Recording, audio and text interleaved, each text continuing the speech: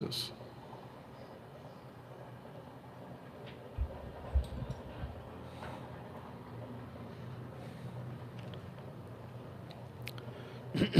स्तुति हो पिता, स्तुति हो पिता, स्तुति हो पिता। Thank you Lord, thank you Lord. हाँ, इधर ठीक है। Bless you, Father. Bless your name. Worship you, Father. Worship you, Father. Thank you, Lord. स्तुति हो पिता, स्तुति हो पिता, स्तुति हो पिता। Thank you, Lord. Thank you, Lord. Thank you, Jesus. हाँ, इधर ठीक है। Bless you, Father. Bless your name. Worship you, Father. ये थोड़ा फ्रेम को फेसबुक का फ्रेम है ना, वो लाइट नहीं दिखना चाहिए, देख लो ये लाइट थोड़ा सा सेट कर देना।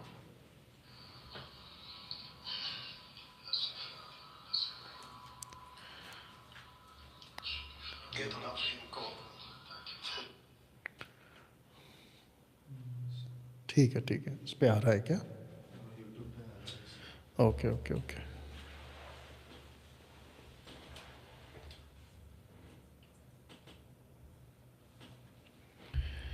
अभी देख लेना। Thank you Lord. Bless you father, worship your name. Thank you Lord.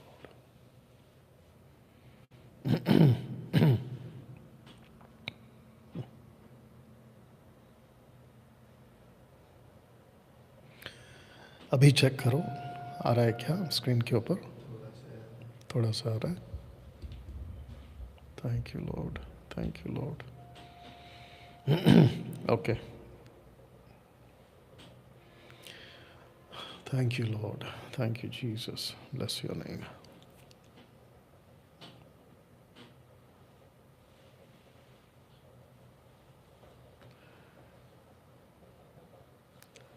ये फेसबुक सॉरी यूट्यूब सेट किया आपने? फेसबुक सॉरी यूट्यूब सेट किया आपने?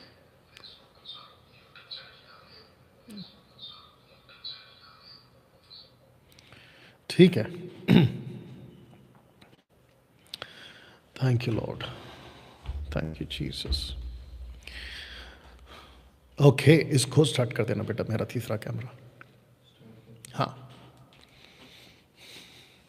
Thank you Lord, thank you Lord, thank you Lord, thank you Lord, thank you Lord. दोस्तों, जय मसीह। प्रभु यीशु मसीह के नाम में आप सभी का बहुत बहुत स्वागत। दोस्तों, एक प्रार्थना के साथ आज की जो बातें हैं आपके बीच में रखना शुरू करूंगा। आइए प्रार्थना करें। सृष्टिकर्ता पिता प्रभु यीशु मसीह के नाम में आपको स्तुति देते हैं, आपको महिमा देते हैं प्रभु, और प्रार्थना करते हैं पिता आज की बातें हम उसको सीख सकें, एक अद्भुत विषय जिसको हम जान सकें, ऐसा अनुग्रह प्रभु यीशु मसीह के नाम से हम प्रार्थना में मांगते हैं। प्रभु जी, जितने जुड़ चुके हैं, जुड़ने पर हैं, और ये वीडियो जब भी देखा जाएगा उन सभी तक प्रभु जी आप प्रभु यीशु के नाम में उनकी जिंदगियों में एक बड़ा बदलाव आप लेकर आइए। प्रभु, आप ऐसा कर रहे हैं, उसके लिए मैं आपका धन्यवाद देता हूँ। प्रभु यीशु के नाम से ये प्रार्थना मांगते हैं, आमीन। ओके दोस्तों, सबसे पहले हम समझते हैं, एक अच्छी ताली बजाकर हम प्रभु यीशु को धन्यवाद देंगे। दोस्तों, बेहद बेहद खुशी है कि आज एक बहुत अच्छे टॉपिक के साथ आपके बीच में आया हूँ। कुछ दिनों से मेरा जो गला है वो ठीक नहीं है, जिसके बावजूद भी मैंने ये तय किया आपके बीच आज जो है हम लाइव आएंगे। दोस्तों, आशा करता हूँ कि मैं आपके बीच बिल्कुल साफ और बिल्कुल स्पष्ट सुनाई व दिखाई दे रहा हूँगा। जितने इस वक्त में जुड़ चुके हैं, बेटा इसका जो स्क्रीन ऑफ होता है ना, जल्दी से बार बार हो जाता है, संभालो संभालो, इसको ठीक कर दो। जितने जुड़ चुके हैं फेसबुक और यूट्यूब पर, मैं आप सभी को रिक्वेस्ट करता हूं कि जितनी तादाद में आप लोग जो हैं इसको शेयर कर सकें, वॉच पार्टी कर सकें, प्लीज़ करिएगा। दोस्तों, एक बहुत अच्छी कहानी है बाइबल में, पहला राजा 13वां अध्याय 1 से लेके 25-26 तक जो है बहुत अद्भुत अद्भुत बातें आज जो है आपको सीखने को मिलेंगी। बेटा वहीं से आप देख लेना सब क्या है। नहीं नहीं नहीं, फॉर एवर कर दो उसको। ओके, तो मैं कह रहा था कि बहुत अच्छी गवाही आज आपके बीच, माफ़ करना, बहुत अच्छा प्रचार, बहुत अच्छी कहानी आपके बीच में आज होने जा रही है। तो मैं कह रहा था कि जितना हो सकता है आप इसको शेयर करें, लोगों तक बांटें, और प्रभु की महिमा के लिए आप लोग जो हैं ये बिल्कुल करेंगे, क्योंकि मैं समझता हूँ आज का जो प्रचार है, रखिए आपके पास, आज का जो प्रचार है, बेटा वो नोट निकाल लेना और मेरे को टोटल बताते रहना, ठीक है ना, दोनों का मिला के। आज का जो प्रचार है इसको खूब शेयर करिएगा, प्रभु की महिमा के लिए, प्रभु के राज्य के लिए। मैं समझता हूँ लाखों लोगों तक आज का ये जो प्रचार है एक जबरदस्त प्रभाव मैं समझता हूँ डालेगा। चलिए दोस्तों, आशा करता हूँ कि सब कुछ सेट हो चुका है, मेरी तरफ से भी सब कुछ सेट हो चुका है, और मैं आपके बीच में इस वक्त में कुछ अनाउंसमेंट करूंगा, फिर उसके बाद में आपसे जो है हम बात करेंगे। दोस्तों, आपको बताता चलूं कि मसीह मंथन बैठक लगातार 5 साल से प्रभु की महिमा कर रहा है सोशल प्लेटफॉर्म पे, फेसबुक, यूट्यूब, इंस्टाग्राम पे। हम 3 प्लेटफॉर्म पर आते हैं और प्रभु की बातों को हम जो है रखते हैं, जिसके चलते हिंदी ऑनलाइन चर्च के नाम से, मसीह मंथन बैठक के नाम से हम जो है आपके बीच में आते हैं। दोस्तों, मुझे बेहद खुशी है इस शिक्षा के द्वारा मसीह मंथन बैठक के प्लेटफॉर्म से लाखों लोगों के जीवनों में परमेश्वर ने अद्भुत काम किया है। लोग गलत शिक्षाओं से बाहर आ चुके हैं, जिब्रिज जैसी गलत टीचिंग से, जवा विटनेस, माता यरूशलेम, ओनली जीसस, वननेस वाले के जो कॉन्सेप्ट है उससे लाखों लोग बाहर आ चुके हैं। मैं समझता हूं कि परमेश्वर अद्भुत तरीके से अपना काम कर रहा है। दोस्तों, एक स्क्रीन के ऊपर आपके बीच एक वचन रख रहा हूं जो कि आपके लिए मैंने रखा है कि आ चुका है वो समय। कौन सा समय है आपके लिए पढ़ देता हूं। 2 तिमोथी 4 अध्याय वचन 3, 2 तिमुथियुस चैप्टर 4 एंड वर्स 3 लिखा है, क्योंकि ऐसा समय आएगा कि लोग खरा उपदेश ना सह सकेंगे, पर कानों की खुजली के कारण बहुत सारे उपदेशक बटोर लिया जाएगा, जिसके चलते, थैंक यू बेटा, जिसके चलते मैं समझता हूं वो समय आ चुका है, जिसके चलते मसीह के दया में लोगों को खरी शिक्षा सुनना बहुत कठिन हो जाएगा। बट जैसे मैंने कहा, लगातार 5 साल से आपके बीच में एमएमबी जो है वो काम कर रहा है। खरी शिक्षा की भाषा, रिपीट कर देता हूं कि खरी शिक्षा की भाषा कानों की खुजली वालों को तकलीफ देगी, लेकिन कलीसिया के कानों को उद्धार का रास्ता जरूर दिखाएगी। या हमारी कुछ ऐसी बातें हैं जिनके कानों को मीठा, जिनको अच्छा सुनना, प्रॉस्पेरिटी के टाइप की बातें सुनना उनको अच्छा लगता है, ऐसे लोग हमको नहीं सुन पाएंगे, तकलीफ होगा उनको, लेकिन खरी शिक्षा वालों का उद्धार पक्का करवा देगा। दोस्तों, जिसके चलते मैं आपको इनकरेज करता हूं कि आप सभी मेरे फेसबुक को फॉलो करें, यूट्यूब चैनल को सब्सक्राइब करें, बेल आइकन प्रेस करें, मैसेज करें, लाइक करें, क्योंकि मैं ऐसा कह रहा हूं इसके पीछे मेरा पैसा कमाना मकसद नहीं है, क्योंकि डैनियल राज ने किसी भी तरीके से मेरे खुद के चैनल को या फेसबुक पेज को मैंने मोनेटाइज नहीं किया है, और ना ही मैं एडवर्टाइजमेंट से पैसे कमाता हूं, मैं ऐसा कुछ नहीं करता।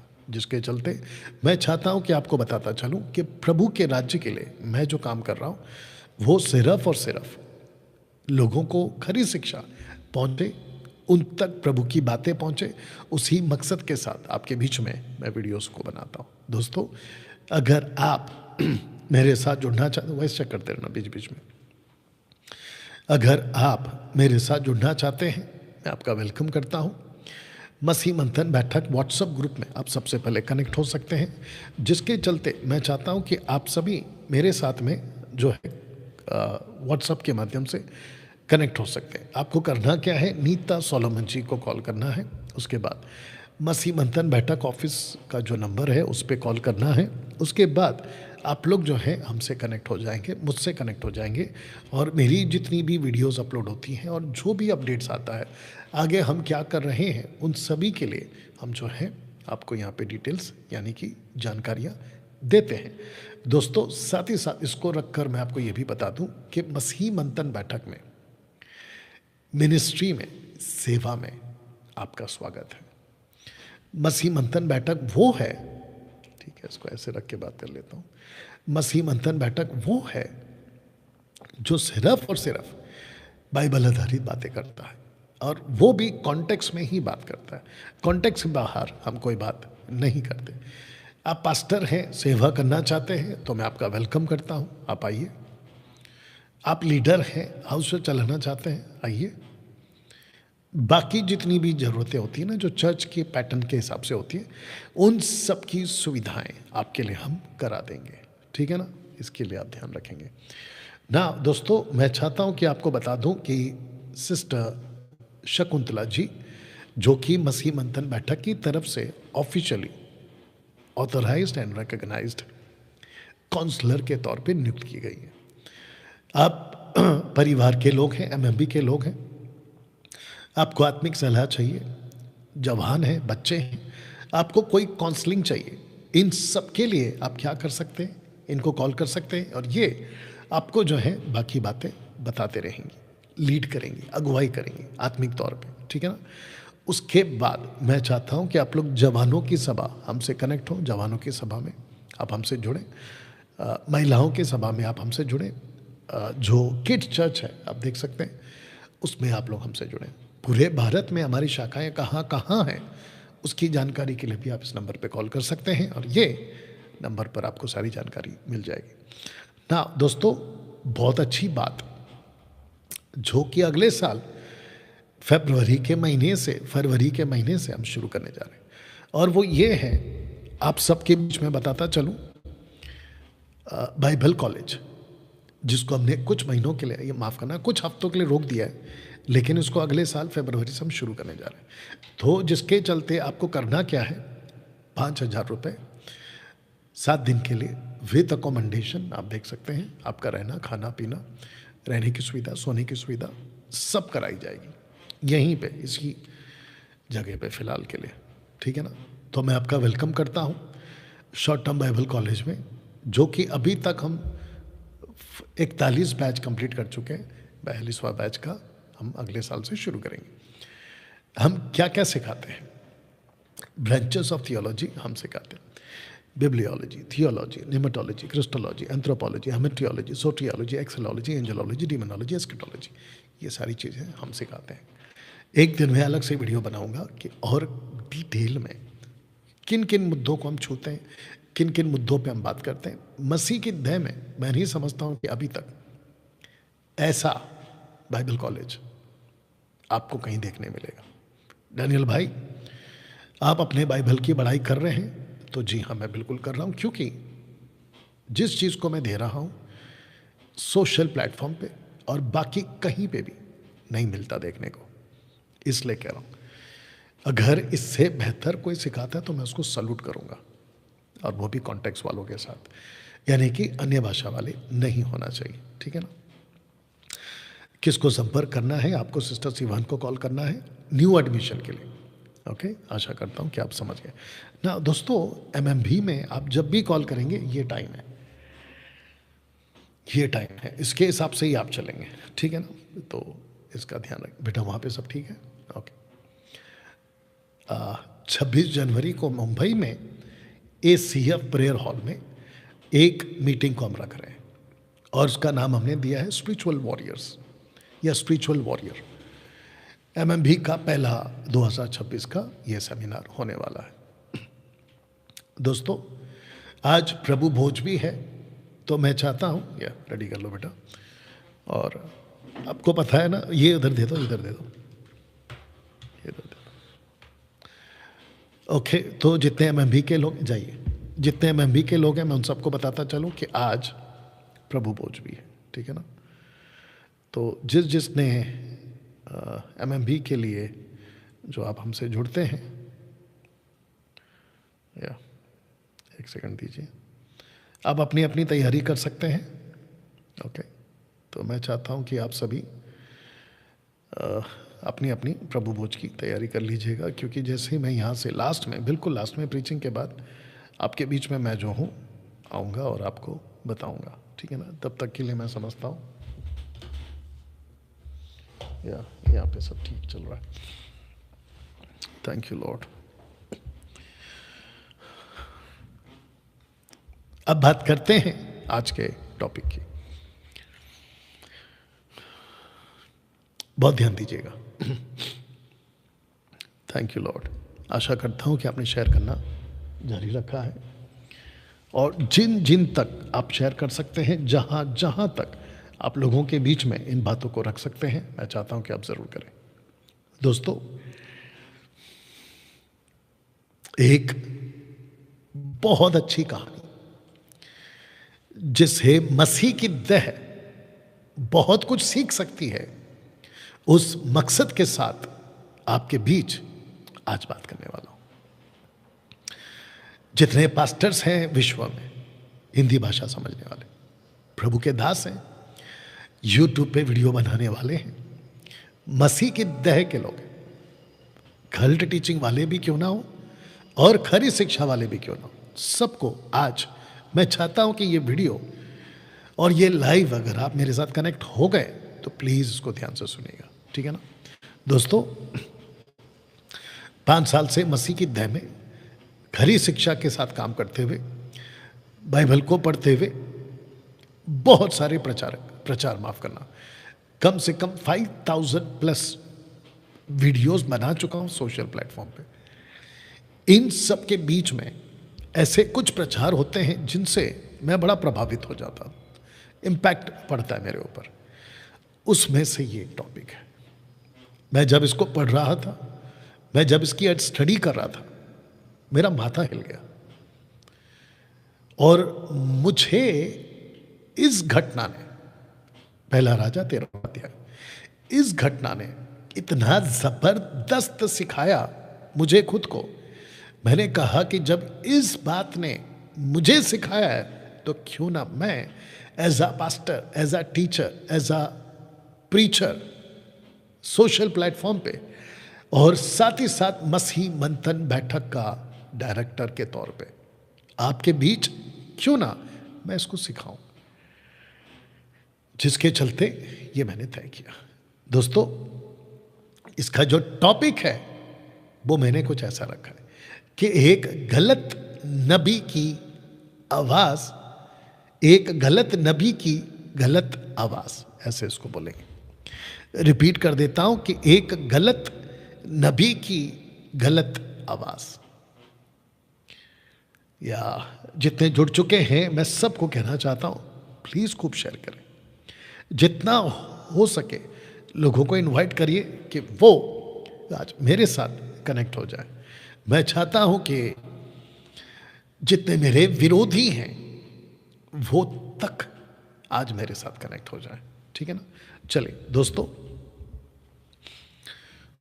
आपके बीच ये बात को शुरू करते हैं। एक गलत नबी की गलत आवाज, इसके ऊपर आज आप मेरा ये वीडियो देख रहे हैं। दोस्तों, ये जो कहानी है ये मिलती है पहला राजा उसका 13वां अध्याय वचन 1 से, जैसे मैंने यहाँ पे डाला हुआ है। First king chapter 13 verse 1 onwards. आप इसको आराम से अपने घर में मेरी वीडियो देखने के बाद में खुद भी स्टडी करेंगे, मेरा परमेश्वर आपको खूब सिखाएगा, ठीक है ना। Prophet killed by a lion. जी हाँ, आपने ठीक देखा, ठीक सुना, ठीक पढ़ा। Prophet killed by a lion, एक ऐसा भविष्यवक्ता जो सिंह के द्वारा कत्ल किया गया।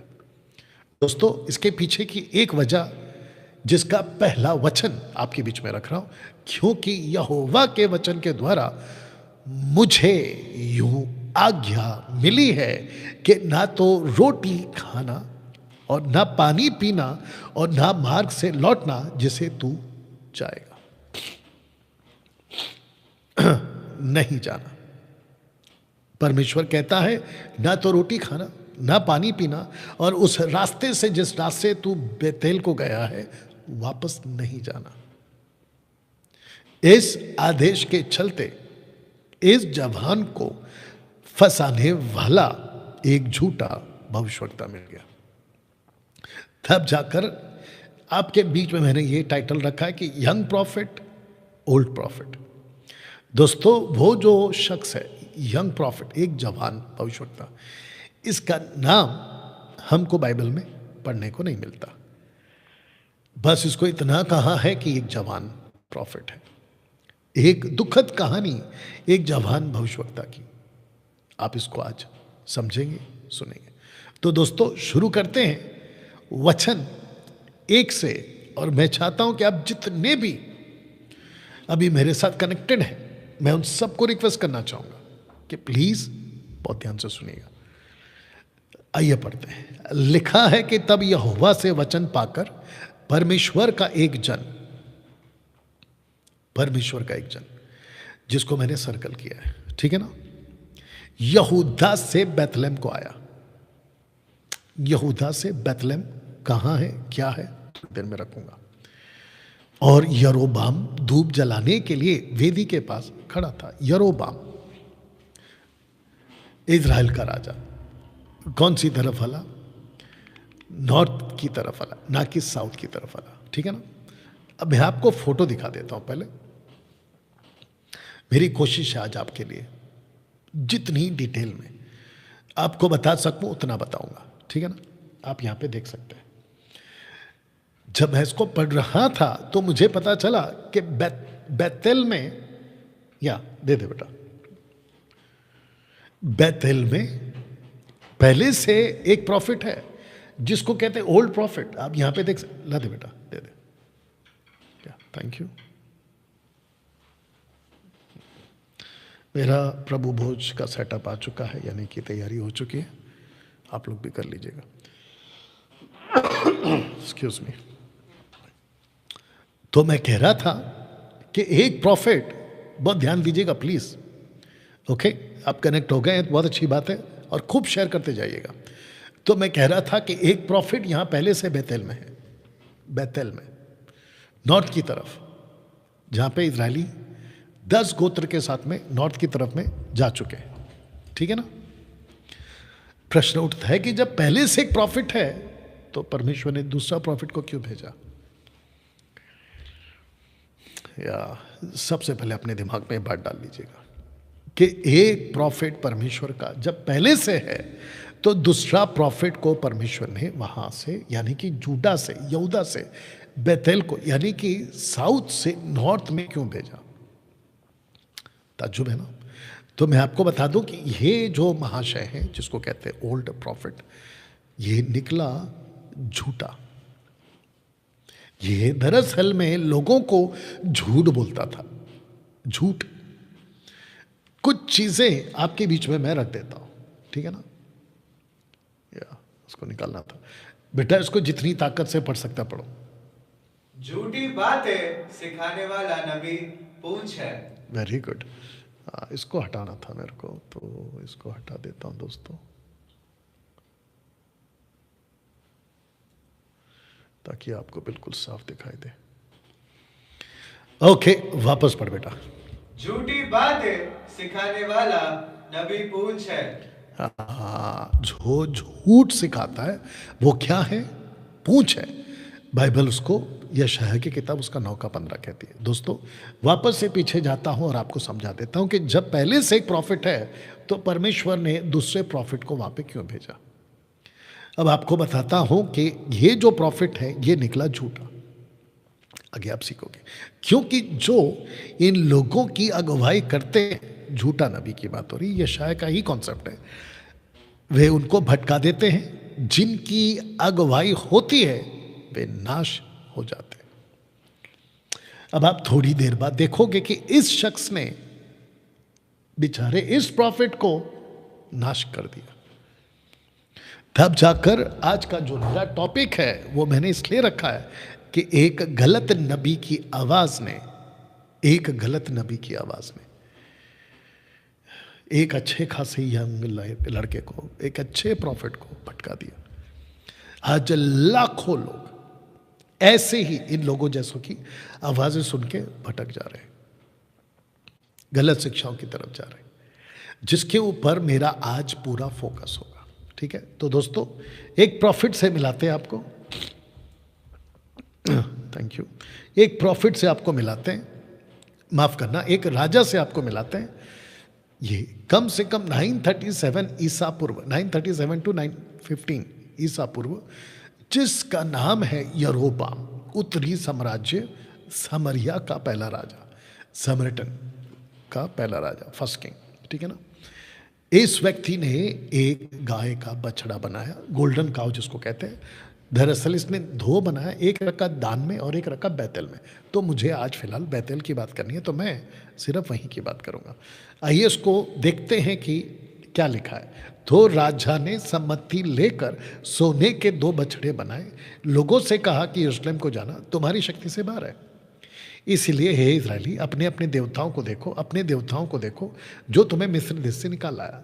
तो उसने एक बछड़े को बैतल और दूसरे को दान में स्थापित कर दिया।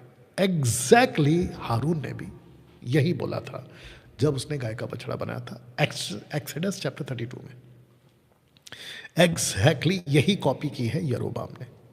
बताइए, अब आप सोच के देखिए कि कितना बड़ा गलत चीज इस व्यक्ति ने, जिसका नाम है यरोबाम, राजा यरोबाम, इसने ये गलती की है। ठीक है ना। तो आपके बीच आपको बताता चलूं, ये हरकत यहां पे हुई है। आपको बताते हैं कि इसका मकसद क्या था। मकसद ये था, ये जो व्यक्ति है राजा यरोबाम, ये नहीं चाहता था कि लोग यरूशलेम जाए। अब आपको इस पोस्टर से समझाने की मैं कोशिश करता हूं। ठीक है ना। डोंट गो टू जेरूशलेम, देखिए कितना साफ लिखा है, डोंट गो टू जेरूशलेम, या डोंट गो टू जेरूशलेम। क्योंकि वो जो गाय का बछड़ा बना है, इजराइलियों, यही तुम्हारा परमेश्वर है। देख लीजिए, जो तुम्हें मिस्र से लाया था। राजा की बात को सुनकर इजरायली जेरूशलेम नहीं जाते थे। 10 गोत्र, देख लीजिए, फोटो डाला है मैंने, नहीं जाते थे। दोस्तों, जैसे इस राजा ने कहा डोंट गो टू जेरूशलेम, आज लाखों मसीहों को भटकाने वाले पास्टर्स कहते हैं don't watch Daniel's Raj video, Daniel Raj की वीडियो मत देखो। बताइए, तो यह बेटा ये ले ले।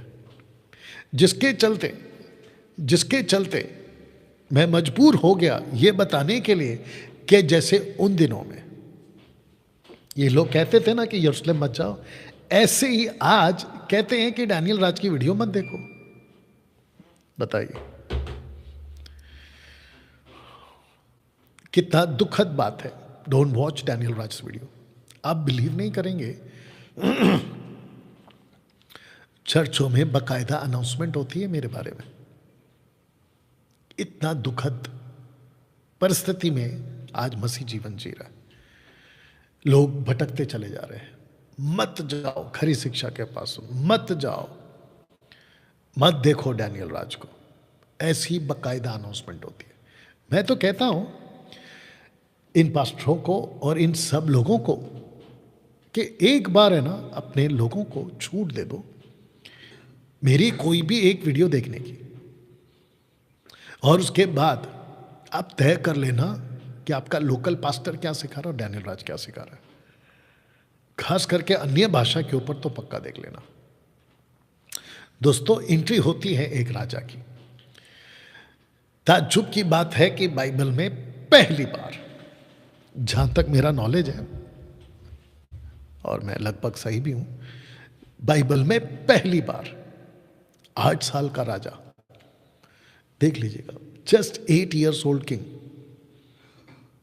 जिसका नाम है योशिया, इंग्लिश में जोसिया, आता है यरोबाम के 300 साल बाद। इस लड़के की एंट्री होती है और ये लड़के के बारे में लिखा है। यस बेटा।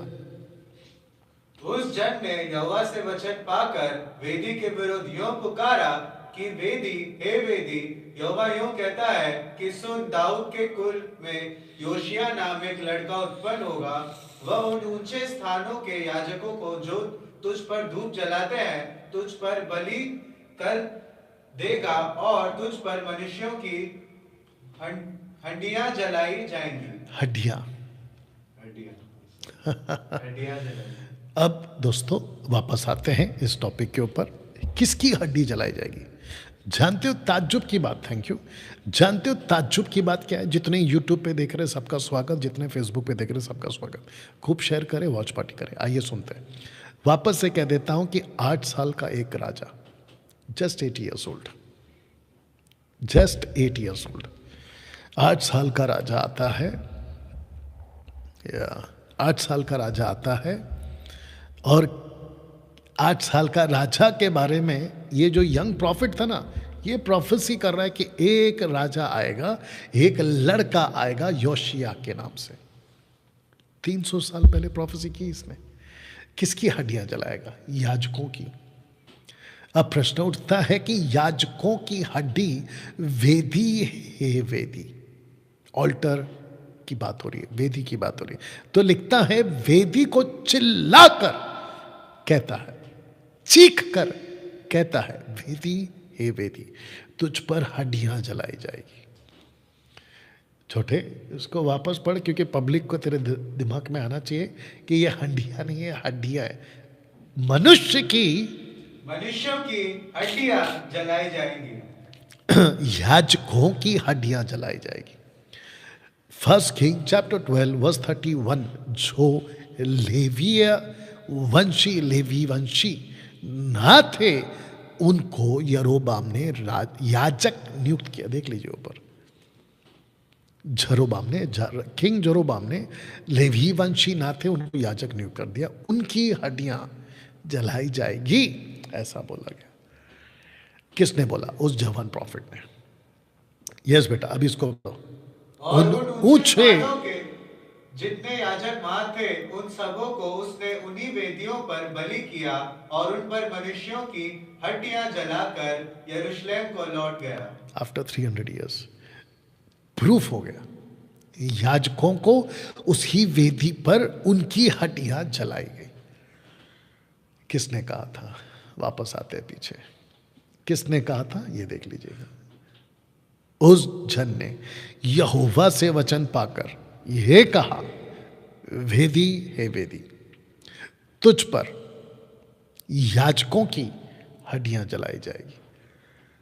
अब प्रश्न उठता है ना कि ये फेक जूइश, माफ करना, फेक प्रीस्ट, फेक याजक, आपको नहीं लगता है कि आज भी है दुनिया में?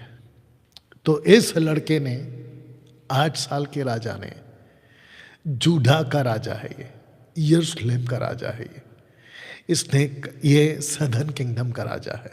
इसने नॉर्थ में जाकर सैमरिटन्स के लोगों को, वहाँ के 10 गोत्रों को जो मूर्ति पूजक बन गए थे, बाल देवता, मोलेक, अश्तोरेत, कीमोश, इन सब को पूजने वाले याजकों को कत्ल किया, और उनकी वेदी पे, उसकी ही वेदी पे इनकी हड्डियां जलाई।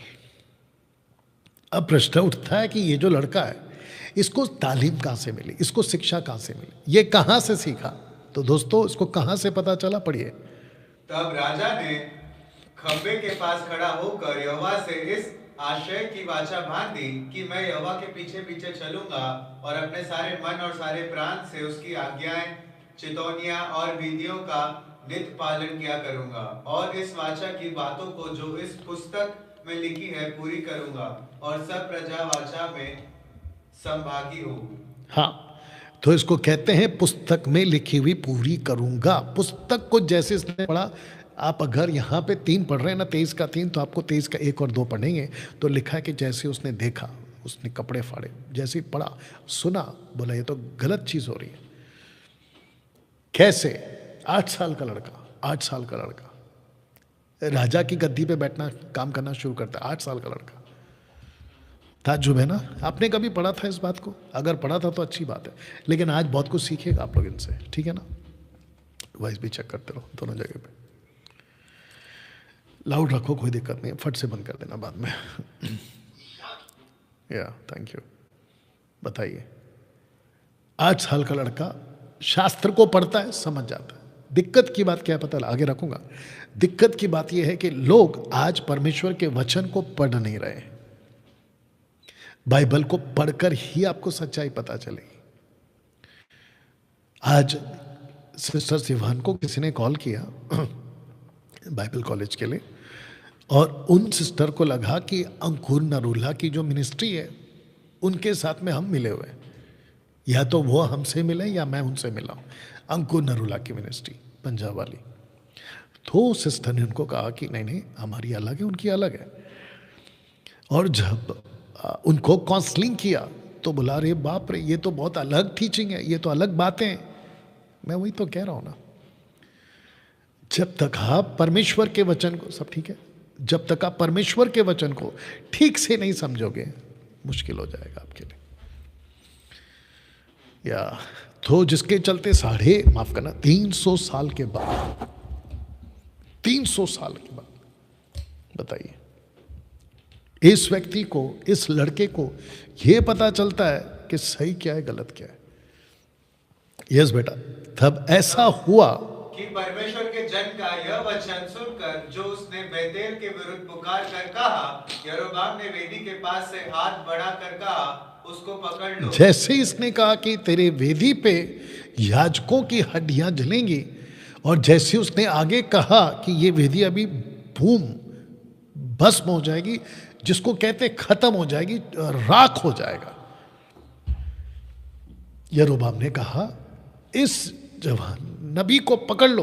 किसको? प्रॉफिट, यंग प्रॉफिट को पकड़ लो। जैसे कहा यंग प्रॉफिट को पकड़ लो, आप बिलीव नहीं करेंगे, इसका हाथ सूख गया। आगे पढ़ो। तब उसका हाथ जो उसकी ओर बढ़ाया गया था सूख गया, और वह उसे अपनी ओर खींच ना सका। हाथ जैसे का इसको पकड़ लो, ऐसे ही हाथ सूख गया, ऐसे ही रह गया हाथ।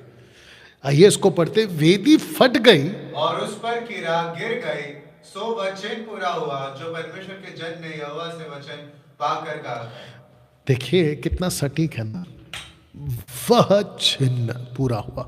कौन सा चिन्ह? कि एक राजा आएगा, उसका प्रूफ है कि ये वेदी फट जाएगा, और फट गई। जैसी वेदी फट गई, राजा का हाथ सूख गया, राजा डर गया। पहला फोटो रख देता हूं। राजा डर गया। राजा ने कहा कि एक काम करो, अपने यहोवा से प्रार्थना करो, और मुझे मेरा ये जो हाथ सूख गया ना, इसको जरा ठीक करा दो। परमेश्वर के जन ने प्रार्थना की, राजा का हाथ ठीक हो गया। और जैसे ही राजा का हाथ ठीक हो गया आपको पता है इसने क्या कहा? आइए सुनते हैं। यस बेटा। तब राजा ने परमेश्वर के जन से कहा, मेरे संग घर चलकर अपना प्राण ठंडा कर, और मैं तुझे दान भी दूंगा। इसका मतलब है कि रोटी खा, पानी पी, और मैं तुझे ऑफरिंग भी दूंगा। जैसे ही कहा कि रोटी खा, पानी पी, आइए सुनते इसने क्या कहा। परमेश्वर के जन ने राजा से कहा, तब राजा ने परमेश्वर के जन से कहा, आराम से आराम से आराम से। परमेश्वर के जन ने राजा से कहा, चाहे तू मुझे अपना अपना आधा घर भी दे, तो भी तेरे घर ना चलूंगा, और इस स्थान में मैं ना तो रोटी खाऊंगा और ना पानी पीऊंगा। चश्मा चाहिए? बताइए, आजकल के पास्टर होते तो क्या होते, आज के पेटू सेवक होते तो क्या होते। राजा दान भी दे रहा है, खाना भी खिला रहा है, चलो खा लेते। लेकिन इस नबी ने कहा कि नहीं, मैं नहीं खाऊंगा, और ना मुझे तेरा ऑफरिंग चाहिए। दोस्तों, बात यहाँ पे ख़त्म नहीं होती, क्योंकि ये जो जवान प्रॉफिट है ये कहीं फंस गया। आइए देखते क्या हुआ। क्योंकि यहोवा के वचन के द्वारा मुझे यूं आज्ञा मिली है कि ना तो रोटी खाना और ना पानी पीना, और ना उस मार्ग से लौटना जिसे तू जाएगा। तुझे ना तो खाना खाना है, ना तो पानी पीना, ना रास्ते से जाना है। जैसे इसने कहा, यरोबाम ने कहा कि ठीक है आप जा सकते हैं। ये निकल गया, इसलिए वह उस मार्ग से जिसे बेतेल को गया था ना लौटकर दूसरे मार्ग से चला गया। जैसे ही दूसरे रास्ते से निकला, इसकी एंट्री होती है, जिसको कहते हैं झूठा भविष्यवक्ता की एंट्री होती है। अब आता है झूठा प्रॉफिट। मैं चाहता हूं कि जितने भी आज प्रभु के लोग सुन रहे हैं, जिस जिसको आपने अपना अपना प्रॉफिट बना के रखा है, एक बार क्रॉस चेक करो कि वो परमेश्वर के साथ में कितना सही है और शैतान के साथ में कितना कनेक्टेड है। क्योंकि ऐसा नबी, पापा, मामा या फिर आपका कोई आत्मिक पिता, स्पिरिचुअल कॉन्स, जिसको कहते हैं ना आपने कवरिंग में रखा हुआ है उसको, स्पिरिचुअल कवरिंग, मेंटोर भी बोल सकते हैं। आइए पढ़ते हैं। यस बेटा। बेथेल में एक बूढ़ा नबी रहता था और उसके एक बेटे ने आकर उससे उन सब कामों का वर्णन किया जो परमेश्वर के जन ने उस दिन बेथेल में किए थे, और जो बातें उसने राजा से कही थी उनको भी उसने अपने पिता से कह सुनाया। अब आप सोच के देखिए कि इसका एक बेटा है, किसका, झूठा प्रॉफिट का एक बेटा है। वो बेटा पूरी घटना को देख रहा था कि पापा ऐसा हुआ, पिताजी ऐसा हुआ, उसने ऐसा कहा, पिताजी उसकी जबरदस्त प्रीचिंग की, पिताजी उसने जैसा कहा कि 300 साल के बाद एक लड़का राजा बनेगा, उसका प्रूफ भी दे दिया, ब्ला ब्ला ब्ला ब्ला। बूढ़ा नबी कहता है कहाँ है, जाके मैं उसको लेकर आऊंगा। आइए पढ़ते हैं। उसने उससे कहा मेरे संग घर चलकर भोजन कर। रास्ते में मिलता है और उसको पूछता है क्या वो तू ही है, क्योंकि उसके पहले का पढ़ लेना, मैंने इतना सब नहीं रखा है क्योंकि मेरे को मुद्दे पे बात करना है। बोला यस मैं वही हूँ जो बेतेल को गया था, जूडा से आया था, मैं सदर्न किंगडम का वो जवान नबी हूँ। तब इसने कहा अरे आप यहाँ पे क्या कर रहे हैं? उसने कहा मेरे संग घर चलकर भोजन कर। उसने उससे कहा मैं ना तो तेरे संग लौट सकता और ना तेरे संग घर में जा सकता हूँ, और ना मैं इस स्थान में से तेरे संग रोटी खाऊंगा व पानी पीऊंगा। जैसे ही इसने कहा ना तो मैं रोटी खाऊंगा और ना मैं पानी पीऊंगा, जैसे ही इसने कहा अब आता है झूठ, एक फंसा देने वाला झूठ। सुनना चाहोगे बेटा? बिल्कुल सटीक पढ़ना, ठीक है, कोई गड़बड़ नहीं करना। पढ़िए। उसने कहा जैसा तू नबी है वैसा ही मैं भी नबी हूँ। वापस पढ़ ले। उसने कहा जैसा तू नबी है वैसा ही मैं भी नबी हूँ। अब इसको रखकर मैं आपको समझा देता हूं। आजकल बहुत लोग कहते हैं ना, आप भी पास्टर हैं, वो भी पास्टर है, आप भी प्रभु के दास हैं, वो भी प्रभु का दास है, आप भी प्रीचर है, वो भी प्रीचर है, लेकिन जमीन आसमान का फर्क है। आगे बढ़ बेटा। मुझसे और मुझसे एक दूत ने यहोवा से वचन पाकर कहा कि उस पुरुष को अपने संग अपने घर लौटा ले आ। कहता है, ये बूढ़ा प्रॉफिट कहता है जैसा तुझे आवाज आई ना पिता परमेश्वर की, ऐसी आवाज मुझे भी आई है। लेकिन आवाज किसकी थी? स्वर्गदूत की। यहोवा के दूत ने मुझे ये कहा है, एक दूत ने। दोस्तों आप जानते हैं कि 15वीं सदी में, 16वीं सदी में, 13वीं सदी में, 6वीं सदी में बहुत सारे लीडर्स भटके हैं just because of angelic ministry. ऐसे कुछ एंजल्स इनको दिखाई देते हैं, ये फास्टिंग में बैठे रहते हैं, प्रार्थना में बैठे रहते हैं, इनको कोई स्वर्गदूत दिखता है और ये पागल हो जाते हैं और स्वर्गदूत जो कहता है ये मान लेते हैं। हालांकि यहां पे इसने झूठ बोला। पढ़िए कि वह रोटी खाए और पानी पिए, यह उसने उससे झूठ कहा। रिपीट। यह उसने उससे झूठ कहा। जैसे ही उसने झूठ कहा, ये जो जवान लड़का है ये निकल पड़ता है वापस बेतेल में। अब दोनों बेतेल की ओर जाते हैं। अब मेरे को एक बात बताइए, इसको क्या कहा था? रखते हैं, पढ़िए। अतएव वह उसके संग लौट गया और उसके घर में रोटी खाई और पानी पिया इन बेतेल। तो इसने इसको मना किया था, परमेश्वर के दास को मना किया था कि तुझे बेतेल में रोटी नहीं खानी है, तुझे वहां का पानी नहीं पीना है, तुझे उस रास्ते पे नहीं जाना, जिस रास्ते से तू आया था नहीं जाना। ये वापस गया उसी रास्ते में। बताइए। अब मैं आपको बताता हूं कि इसको साफ कहा गया था नहीं खाना है, लेकिन ये बैठ के खाया। अब मैं आपको बताता हूँ इस पोस्टर को समझाते हुए रखते हुए कि जब इसने राजा को मना किया तो वो ये वहां सही है, लेकिन जब एक प्रॉफिट की बात आई तो ये फंस गया। तो राजा की नहीं सुनी, सुनी नबी की, इसको ऐसा बोलेंगे। एक नबी के चक्कर में ये फंस गया, तो इसको कहते हैं कि अपने ने ही फंसा दिया। पढ़ो बेटा, तुम्हारी ही बीच में से भी ऐसे ऐसे मनुष्य ठीक से पढ़ो, उठेंगे। ठीक से पढ़ो, ठीक से पढ़ो। तुम्हारे ही बीच में से भी तुम्हारे ही बीच में से भी ऐसे ऐसे मनुष्य उठेंगे जो चेलों को अपने पीछे खींच लेने को टेढ़ी मेढ़ी बातें कहेंगे। अब इसने क्या कहा था, आइए सुनते हैं, वापस पढ़ो ऊपर का पार्ट। उसने जैसा कहा, जैसा तू नबी है वैसा ही मैं भी नबी हूं। जैसा तुम पास्टर हो वैसा मैं भी पास्टर हूं। यही तो लिखा है ना यहाँ पे, पौलुस ने यही तो कहा है ना, टेढ़ी मेढ़ी बातें, टेढ़ी मेढ़ी बातें। बताइए, इन टेढ़ी मेढ़ी बातों के कारण ही आज लाखों मसीह फंस गए।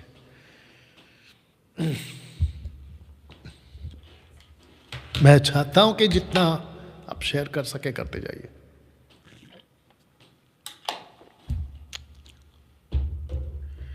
जितना हो सके वॉच पार्टी करिए। या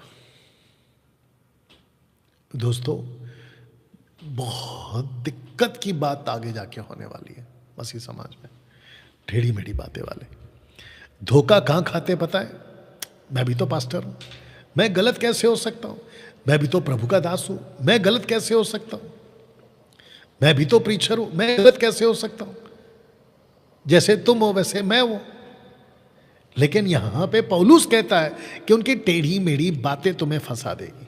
नाउ मैं चाहता हूं कि 2 पीटर चैप्टर 2 वर्स 1 पढ़िए। यस, और जिस प्रकार उन लोगों में झूठे भविष्यवक्ता थे, जिस प्रकार, तो किसको लेकर बोल रहा है पौलुस? माफ करना, पतरस, क्योंकि उसको पता था पहला राजा 13 अध्याय में क्या हुआ।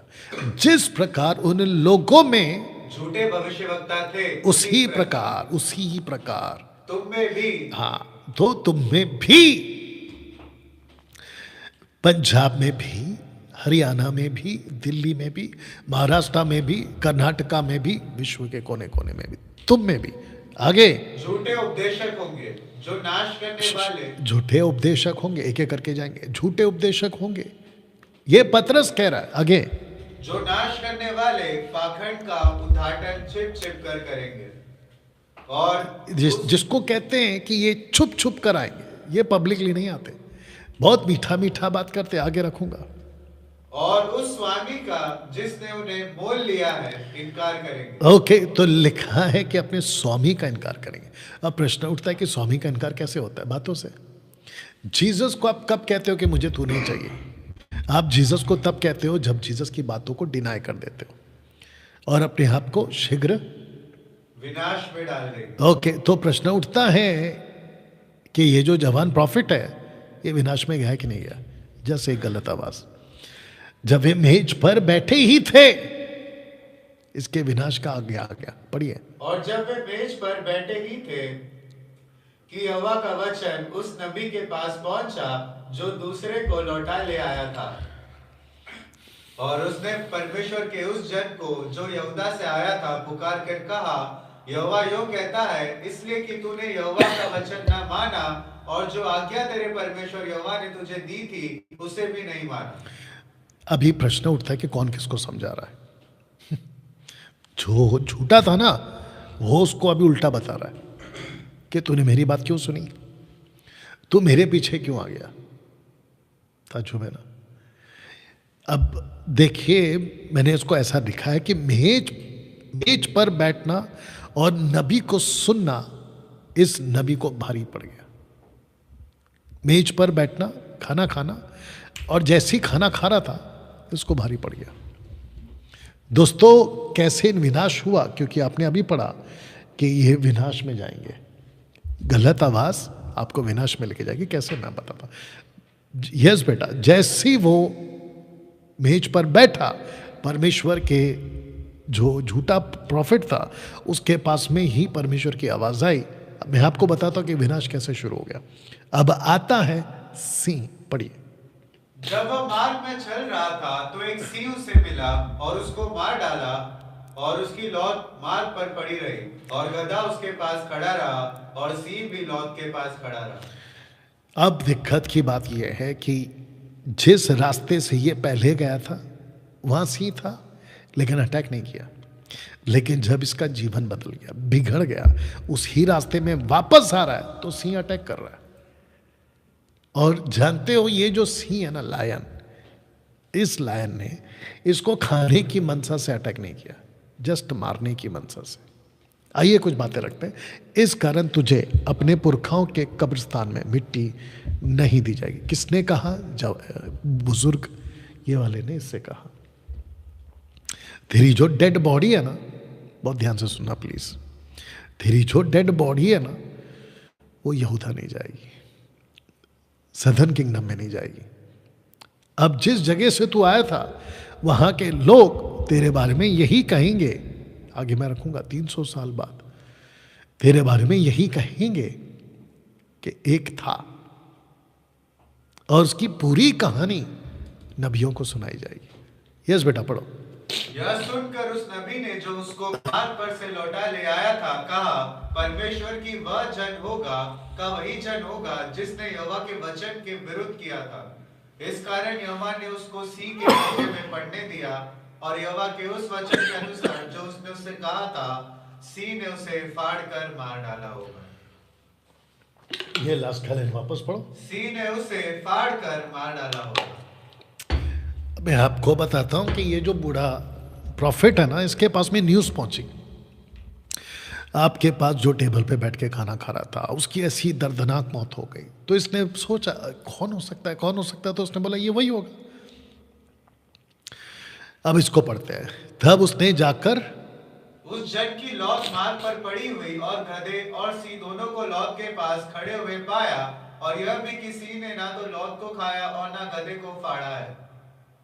जैसे ही ये पहुंचता है ऐसा दृश्य देखता है जिसको मैं भी रखूंगा कि ना तो उसको खाता है ना उसके गधे को खाता है, लेकिन गधा भी वहां खड़ा है, सिंह भी वहां खड़ा है।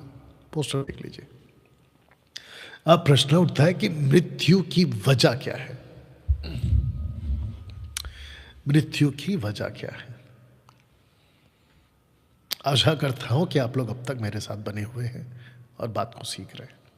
मैं चाहता हूं कि मसीह मंथन बैठक के एक एक leader, pastors, coordinators, spoke persons, आप लोग भी ध्यान दीजिएगा। सही आवाज आपको बचाएगी, गलत आवाज आपको ले डूबेगी। तो मृत्यु की वजह है एक गलत नबी की गलत आवाज। और वो आवाज क्या थी आपके बीच में रख रहा हूं, बेटा ताकत से पढ़ना। वजह क्या है? गलत आवाज। गलत आवाज क्या है? ये वाली, जैसा तू नबी है वैसा ही मैं भी नबी हूं। बाप रे, जबरदस्त। जैसा तू नबी है वैसा मैं भी नबी हूं। अब मैं आपको बताता हूं कि ये जो बातें हैं ना, ये कहां से आए। पढ़ा। यह ज्ञान वह नहीं जो ऊपर से उतरता है, वरन संसारिक और शारीरिक और शैतानी है। तो ये जो नबी है ना, प्रॉफिट, ये सबसे पहला है संसारिक, दूसरा है शारीरिक और तीसरा है शैतानी आवाज। ये वाली आवाज, जैसा तू नबी है मैं भी नबी हूं, जैसा तू पास्टर है वैसा मैं पास्टर। मुझे फेसबुक पे बहुत लोग बोलते हैं दूसरे पास्टर को आप गलत क्यों बोलते हैं। अब बता बेटा, अब क्या बोलेगा इसके बारे में? ये कौन सा ज्ञान है? शारीरिक, संसारिक, शैतानी। जानते हो यीशु ने क्या कहा मत्ती 5:37 में? उन्होंने कहा तेरी बातें हाँ की हाँ और ना की ना हो। हाँ की हाँ और ना की ना। या आपको एक एग्जांपल देता हूं। आपको पता है 3000 लोग मारे गए एक ही दिन, एक ही टाइम, टक करके। और वजह है ये गाय का बछड़ा। किसने बनाया? हारून ने बनाया गाय का बछड़ा। गलत आवाज सुनी, मौत हो गई 3000 लोगों की। आपको मैं बताता हूं कि जैसा ये गलत आवाज, ऐसे ही यहां पर एक गलत बात। और मूसा ने किया। मूसा और हारून को दोनों को पनिशमेंट मिली। और वजह क्या थी? लकड़ी मारने बोला था, पहली बार पानी आया। दूसरी बार कहा था, बहुत ध्यान से सुनना मूसा, लकड़ी नहीं मारना है, तुझे बात करना है। इस महाशय ने और दोनों बड़े और छोटे भाई ने मिलके लकड़ी मार दी, वो भी 2 बार।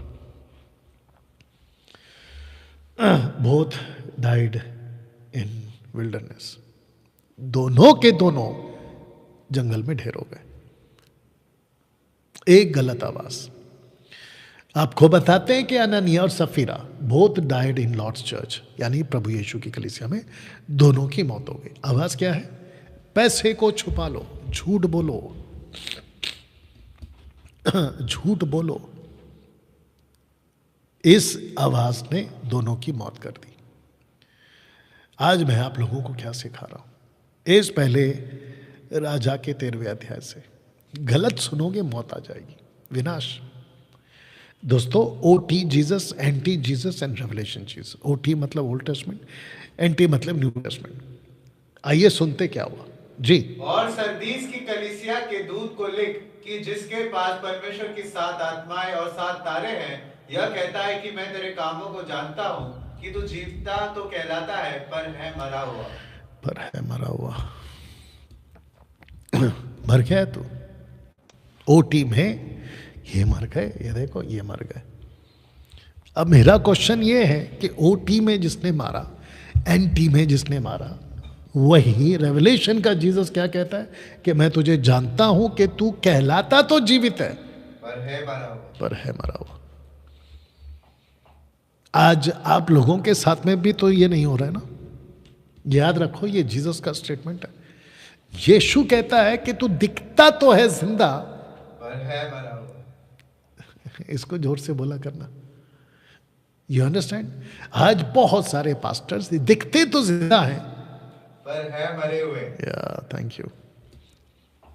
बताइए तो कब फंस गया ये नबी?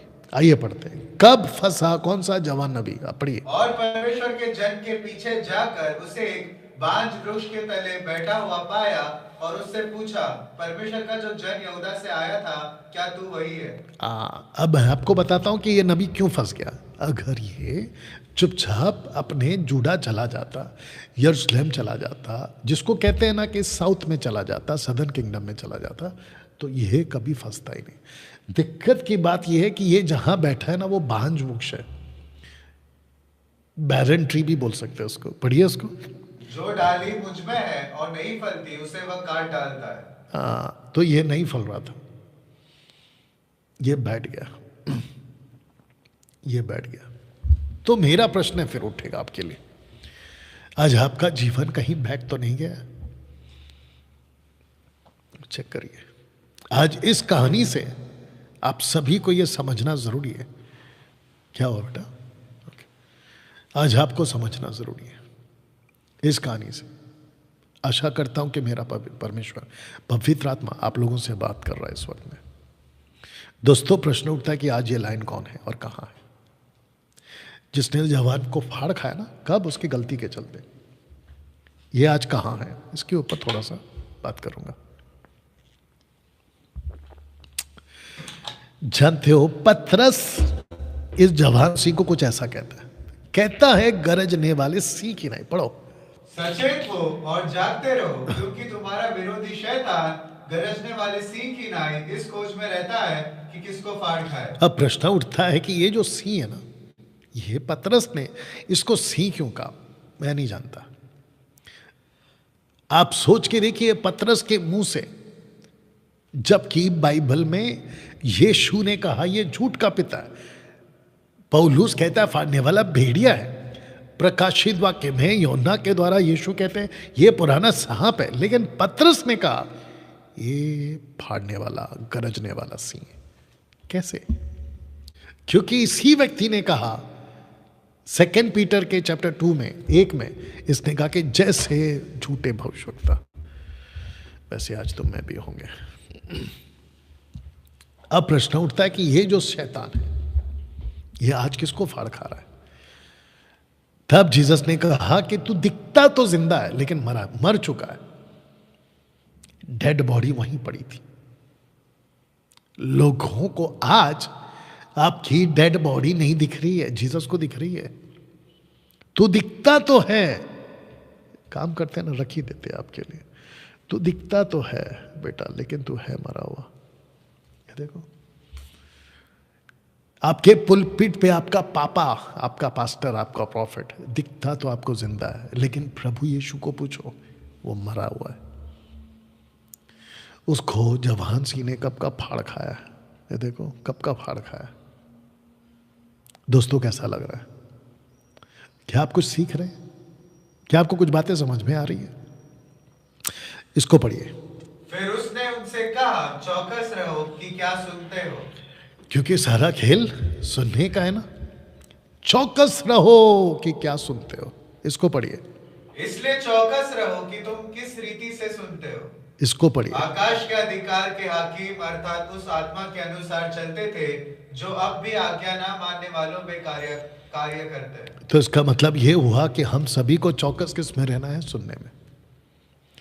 दोस्तों, एक गलत आवाज ने मार डाला इसको। एक गलत आवाज ने मार डाला। आपके बीच में रखता हूं कि क्या क्या गलत आवाज है। तो सबसे पहला गलत आवाज दशमांश की। मैं ताज्जुब हो गया। पंजाब का एक बड़ा मिनिस्ट्री है, वहां का एक पास्टर कहता है, प्रॉफिट अपोस्टल जो भी बुलाते होंगे उसको, पापा कहता है, एलॉन मस्क वो पैसे देता है, एलॉन मस्क पैसे देता है चर्चेस को। तो क्योंकि एलॉन मस्क पैसे देता है, इसलिए आज वो करोड़पति है। इसलिए तुम बिजनेस वालों अपने अपने चर्च को पैसे दिया करो, या चर्च से कनेक्टेड रहो, तो तुम भी आशीषित हो जाओगे और अमीर बन जाओगे। बताइए, यह शिक्षा बाइबल की कहाँ है? जबकि पौलुस कहता है 2 तिमोथी चैप्टर 6 में, पौलुस कहता है जो तुम्हारे पास में है उसी में संतुष्ट रहो। पैसे के लालच में, पैसे के चक्कर में कई लोगों ने अपनी नैया डुबो दी है विश्वास की, ऐसा कहता है। कुछ पेटू सेवक दशमांश वाले कहते हैं कॉलगेट वाला दशमांश देता 10%, इसलिए वो इतना ब्लेसेड है। बताइए, अब इसकी मूर्खता, ऐसे लोगों की मूर्खता। अब बताइए, खुद तो फंसे, बेचारे दूसरों को भी फंसा दे रहे। जितने इस वक्त में देख रहे हैं सबको बता देता हूं, दशमांश मसीह की देह को, कलीसिया को, जिसको यीशु ने अपने लहू से खरीदा है, उसको दशमांश वाला नियम या कानून उस पर नहीं थोपना है। अपनी मर्जी से दे दो, 10 क्यों 20 दे दो, 30 दे दो, 40 दे दो, 100 दे दो, अपनी मर्जी से दो।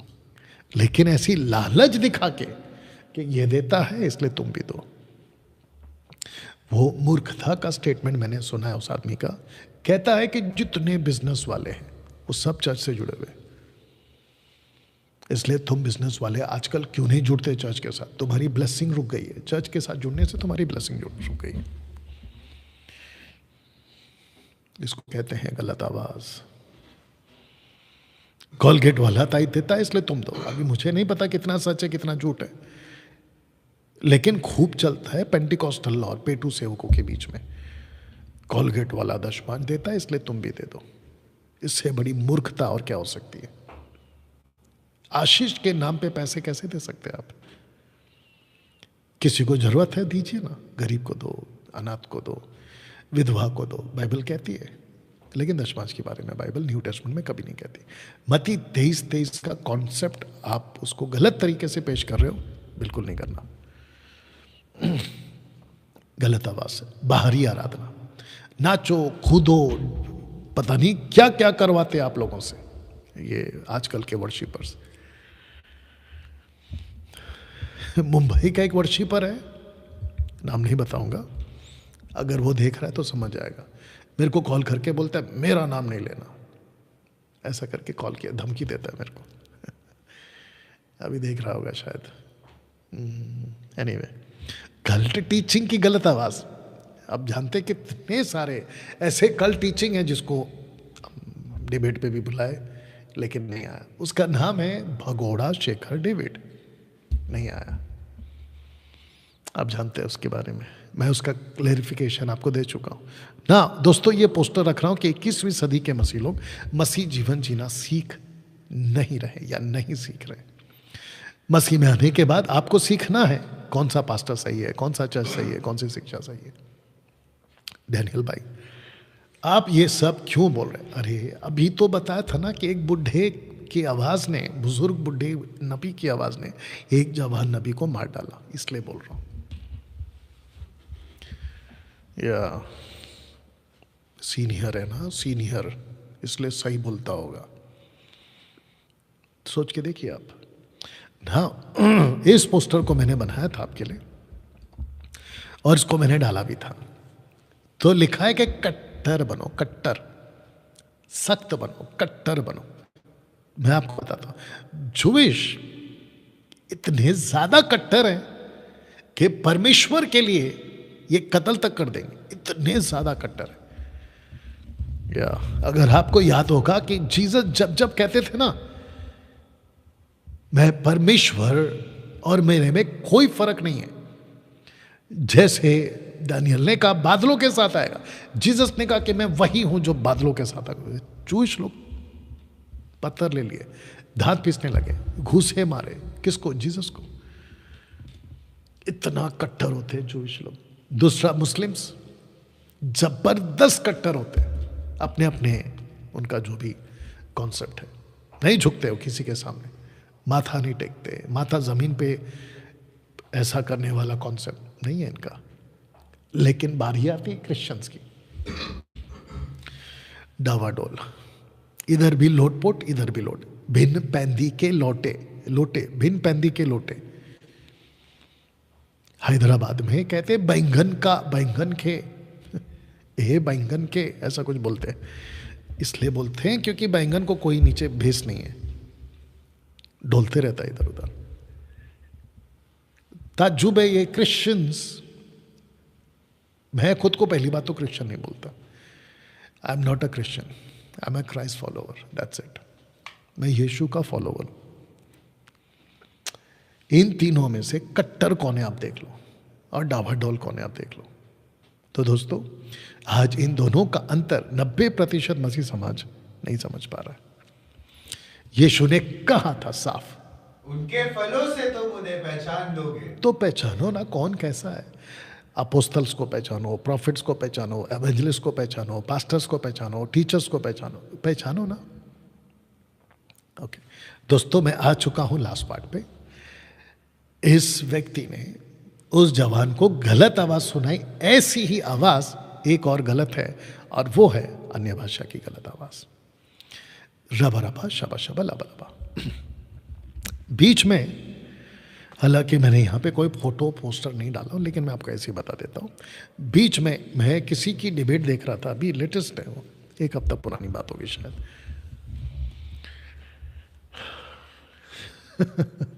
कहते हैं कि 3 तरह का अन्य भाषा उस डिबेट में चल रहा था, 3 तरह का अन्य भाषा। तो ये जो भी ये कॉन्सेप्ट को मानते हैं, जिसका भी ये मानना है कि 3 तरह का अन्य भाषा है, एक्ट चैप्टर 2:4, 1 कोरिन्थियन 13:1, 1 कोरिन्थियन 14:2, एक है पृथ्वी की, एक है स्वर्ग की, और एक है आत्मा की। मेरा ओपन चैलेंज है तुम लोगों को, जो इस कॉन्सेप्ट को मानता है, बहुत कान खोल के सुन लो तुम लोग, बेटा उसे चेक करो। अच्छा ठीक है, लिव इट, ठीक है। मेरा ओपन चैलेंज है, अगर तुम में से एक भी व्यक्ति मुझे ये बता दे। बीच में और एक बताता हूं, मुंबई के अंदर 3 पिल्लू लोग आए थे, 3 पिल्लू लोग ACF प्रेयर हॉल में। बहुत ध्यान से सुनो तुम तीनों पिल्लू लोग, और उसमें से एक पिल्लू का नाम तो बता देता हूं, वो है angel Chandra, angel V Chandra. हाँ, एक पिल्लू है। अभी आप बोलोगे डैनियल भाई आपने उसको पिल्लू क्यों बोला? मैं आपको बताता हूँ पिल्लू क्यों बोला। पिल्लू वो होता है जो कुत्ते का पप्पी होता है, मतलब कुत्ते का बच्चा, पिल्लू। ये लोग बिल्कुल पिल्लू जैसे, सामने आते ही नहीं है। कुत्ता तो भी एक आधा आ जाता है सामने, ये पिल्लू लोग हैं, आते ही नहीं है सामने। वो मनोज, एक मनोज शाहू, हाँ मनोज शाहू बोल कर एक, वो एक पिल्लू है। उसके पहले भी कुछ पिल्लू आ चुके हैं और अभी पता नहीं और कौन कौन आएंगे। इन सब को मेरा कहना है, इसको प्रूफ करके बताओ कि 3 अन्य भाषा बाइबल में है। अब मैं आपको बताता हूँ with manuscript, old original manuscript, Greek translation. Act chapter 2:4 में ट्रांसलेशन है ग्लोसा, अर्थली लैंग्वेज। 1 कोरिन्थियन 13:1 स्ट्रॉन्ग्स है 1100 1100 यानी कि 1100। ट्रांसलेशन का क्या है तीनों का? ग्लोसा ग्लोसा ग्लोसा। अच्छा, इसको मैंने 2 बार डाल दिया क्या? ग्लोसा ग्लोसा ग्लोसा। ग्लोसा इतना स्पष्ट है कि मैंने 2 बार डाल दिया इसको।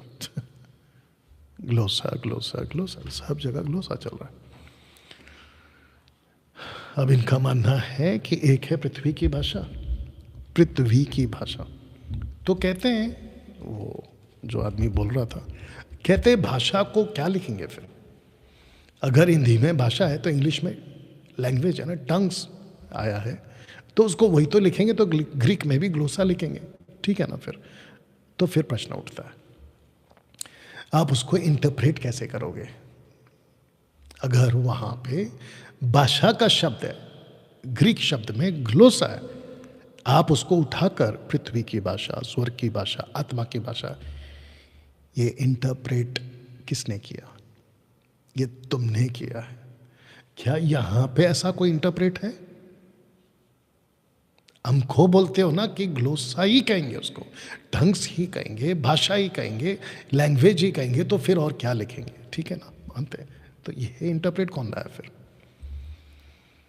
अगर ग्लोसा है तो ग्लोसा बोलो ना, ये उल्टा सीधा क्या सिखा रहे हो? ये लोग को पूछ रहा हूं मैं। तो जिसने भी कहा है कि 3 प्रकार की भाषा है, प्रूफ करके बताया कि 3 प्रकार की भाषा, यहीं से प्रूफ करना है। क्यों? क्योंकि तुमने यहीं से सिखाया। अगर यहीं से सिखाया तो यहीं से प्रूफ करो, उल्टा सीधा नहीं सिखाना ना। आपको बताते कि उस वीडियो में मैं जब देख रहा था तो ये कॉन्सेप्ट को उठाया गया। पढ़ो बेटा। यदि मैं मनुष्यों और स्वर्गदूत की बोलियां बोलूं। ओके, तो यहां पे क्या लिखा है? स्वर्गदूतों। तो स्वर्गदूत को ओरिजिनल मैन्युस्क्रिप्ट में ग्रीक में मैसेंजर, मैसेंजर।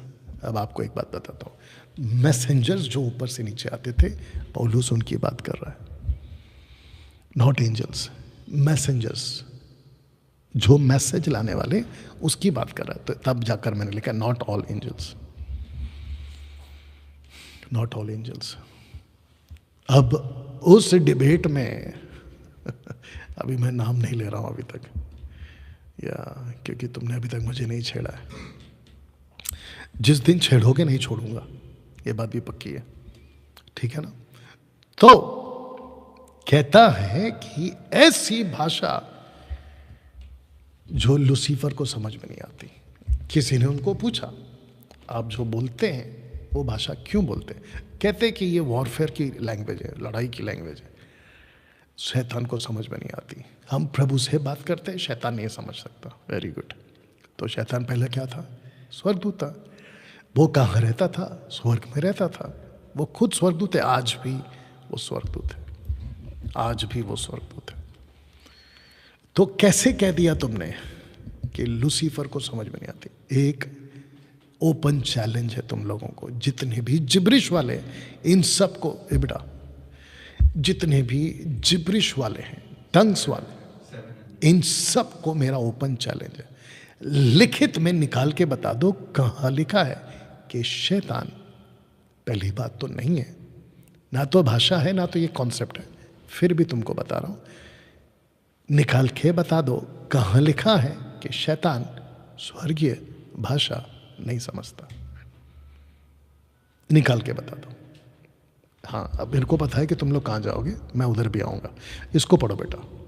इसलिए यदि मैं अन्य भाषा में प्रार्थना करूं, तो यहां पे यदि का कॉन्सेप्ट है, का दान है।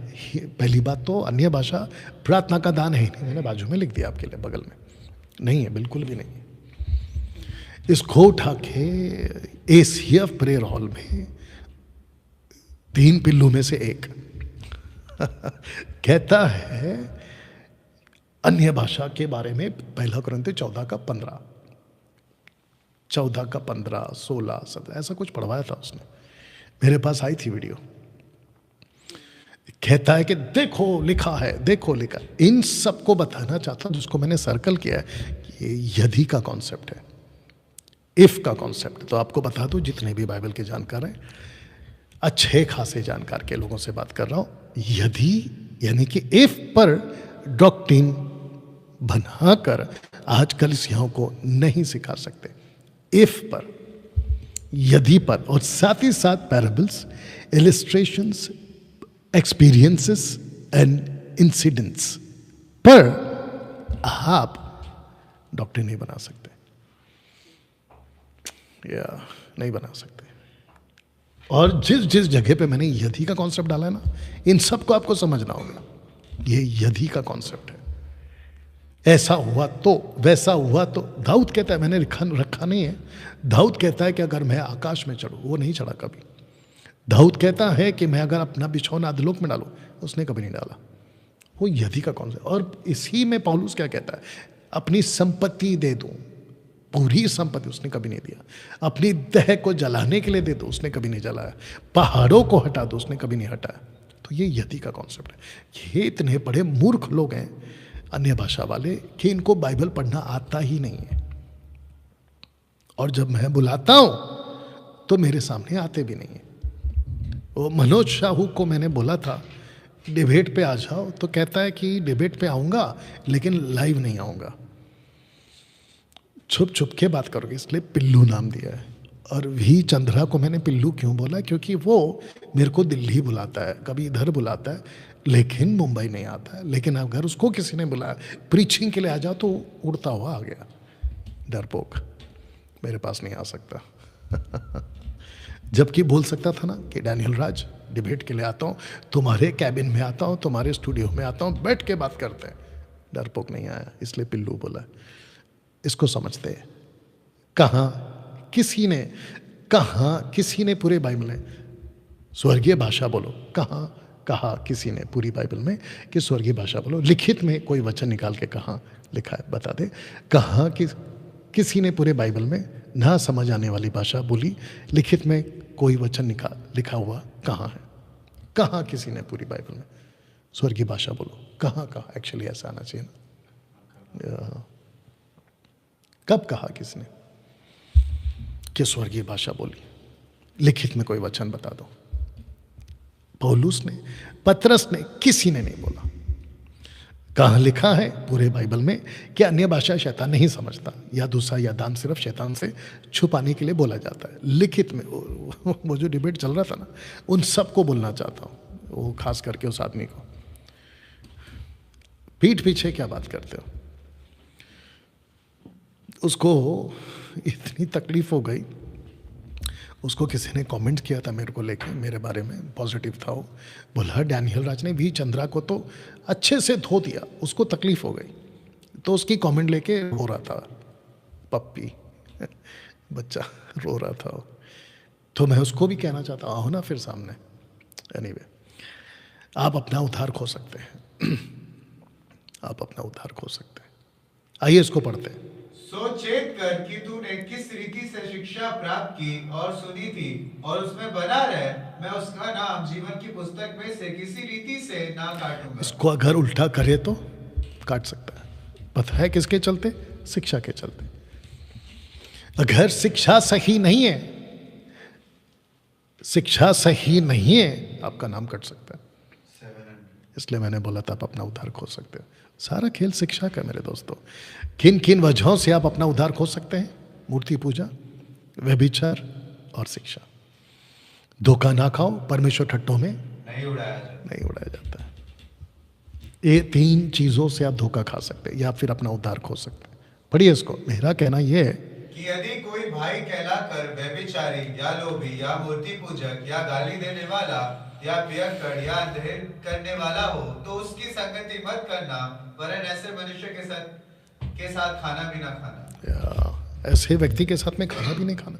हमको तो साफ मना किया गया, इसलिए हम नहीं संगति करते। इसको पढ़ो, यदि कोई तुम्हारे पास आए और यही शिक्षा ना दे, उसे ना तो घर में आने दो और ना नमस्कार करो, क्योंकि जो कोई ऐसे जन को नमस्कार करता है वह उसके बुरे कामों में साझी होता है। तो ना तो नमस्कार करना है, ना उसके साथ में उठना बैठना है। मुझे लोग कहते हैं कि आप इनके साथ में उनका साथ क्यों नहीं देते, आप उनको गलत क्यों कहते हैं। ये देखो, मुझे बाइबल सिखाती है। अब इसको पढ़ो, क्योंकि कितने ऐसे मनुष्य चुपके से हम पे आ मिले हैं, जिनके उस दंड का वर्णन पुराने समय में पहले ही से लिखा गया था। ये भक्तिहीन है और हमारे परमेश्वर के अनुग्रह को लुचपन में बदल डालते हैं और हमारे अद्वैत स्वामी और प्रभु यीशु मसीह का इनकार करते हैं। अब मेरे को एक बात बताइए, जो यीशु को लुचपन में बदल डाल रहा है, यीशु का इनकार कर रहा है, मैं उसके साथ में कैसे संगति करूं। इसको पढ़िए।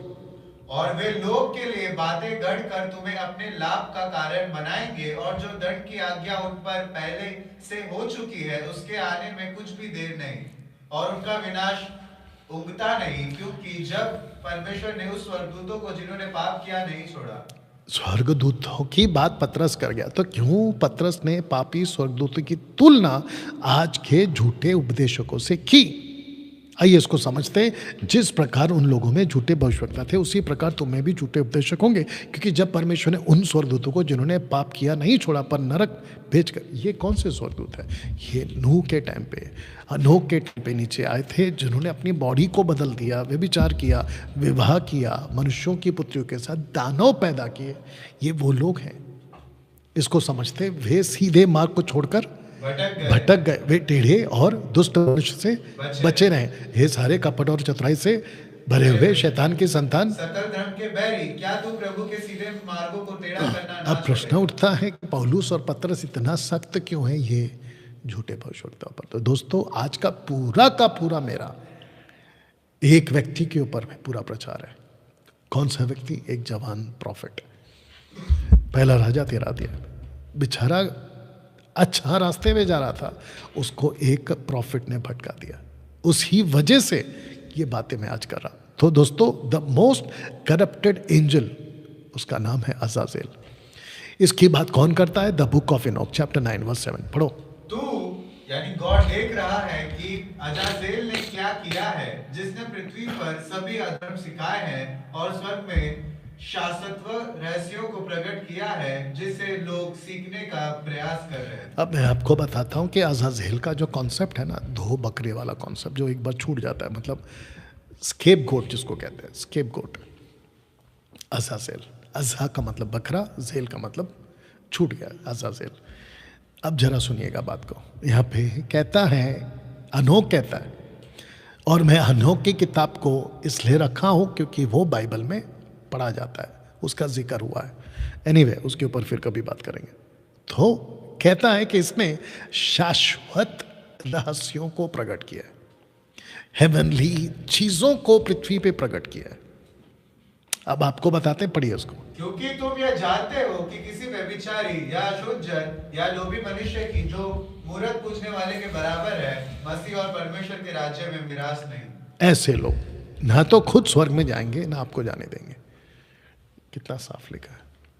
अब मैं आपको बताता हूं, एक होता है मीठा बोलना और एक होता है सीधा बोलना।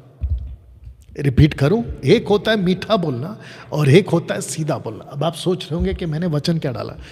दानियल की किताब उसका 11 का 32, रोमियो 16 का 18, आइज़ाया चैप्टर 30 वर्स 10। आपको पता है, ये तीनों वचन पढ़ लेना, आपको मिलेगा चिकनी चुपड़ी बातें वाले, चिकनी चुपड़ी। इसके ऊपर अलग से वीडियो बनाऊंगा। एक होता है सीधा बोलना। पतरस कहता है तेरी बात सीधी हो, डांट, समझा। या मैं सीधा नहीं बोल सकता, माफ करना, मैं मीठा नहीं बोल सकता, मैं सीधा बोलूंगा। हमको मीठा बोलने के लिए बाइबल नहीं कहती, सीधा बोलने को कहती है।